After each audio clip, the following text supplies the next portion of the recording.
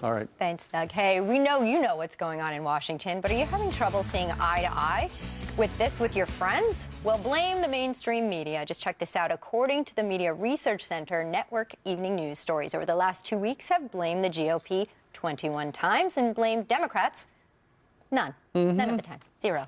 You know what? And when you think about it, this just follows a pattern with this administration.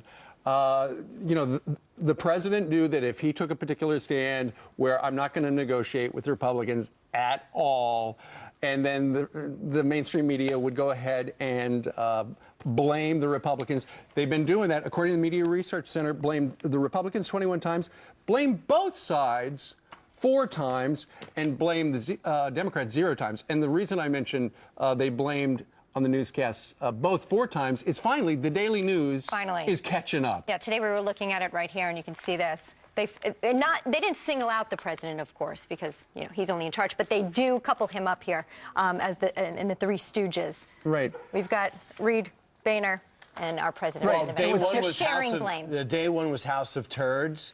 The next day was look, Boehner, essentially, look what you've done to the government, keeping world war. What have you done for your nation? What have you done for your nation? And now you have to wonder what role the media is playing in keeping this going. Because Republicans are saying, hey, we got our side. Democrats are saying we got our side. And they're saying, well, the media's got our back. There's no pressure on us. And so far, CBS did a poll, and it's a lot closer than I thought.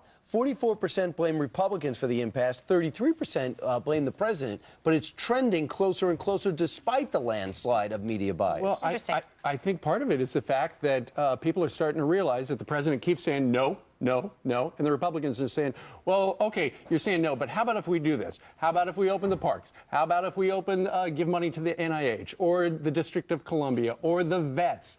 And I think people are getting the message.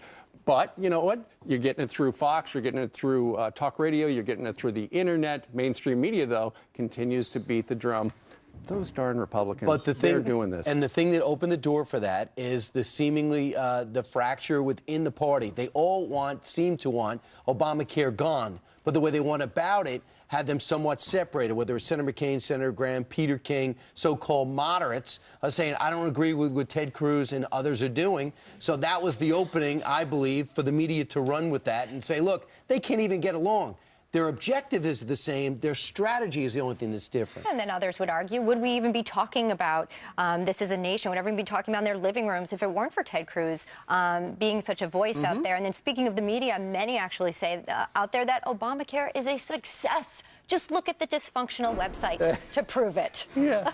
Look, it's crashing. So many people are flooding in. So you're saying instead of people focusing on the fact that no one can get in and they're frustrated and not getting involved and worried about their personal information leaking, they're saying, look at the interest. Right. It's a draw. It's the same thing as what we were talking about with the blame up on Capitol Hill for the shutdown. Blame the Republicans. The Associated Press is spinning it this way. You know, the White House calls them glitches, but they're really gigantic crashes. They say online delays signal strong demand for health care. You know what that should say?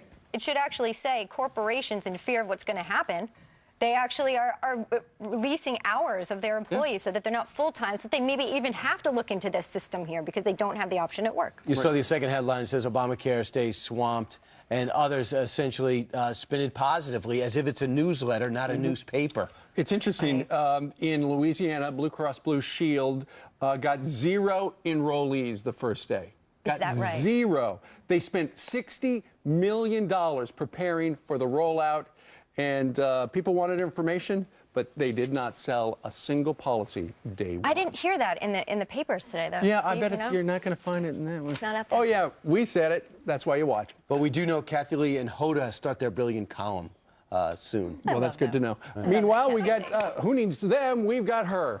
Good.